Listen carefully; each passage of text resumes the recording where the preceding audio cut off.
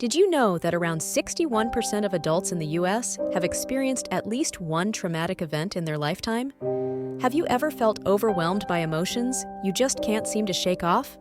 If so, you're not alone. Today, we're diving into the topic of emotional trauma, what it is, how it affects us, and most importantly, ways to begin healing. So, let's get started. Do you know what emotional trauma actually is? Emotional trauma can occur when you experience a distressing or shocking event that leaves a lasting impact on your mental health. This could be anything from losing a loved one, experiencing abuse, or even going through a divorce. Essentially, it's when our emotional response to a situation overwhelms our ability to cope. It's important to remember that trauma isn't always about the event itself. It's about how we process and react to what happens. So how do you know if you, or someone you care about, is dealing with emotional trauma? Here are some common signs. Intrusive thoughts, recurring memories or flashbacks of the event.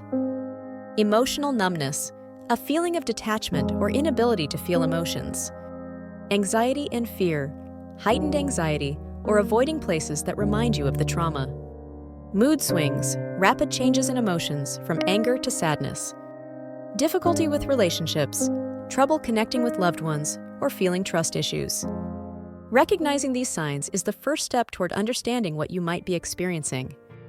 Understanding the root of emotional trauma can empower us and help us start the healing process. So, how can we begin to heal from emotional trauma? The truth is, there's no one-size-fits-all solution. Healing often involves a mix of various approaches, and what works for one person may not work for another. Here are some effective strategies to consider. Talk about it.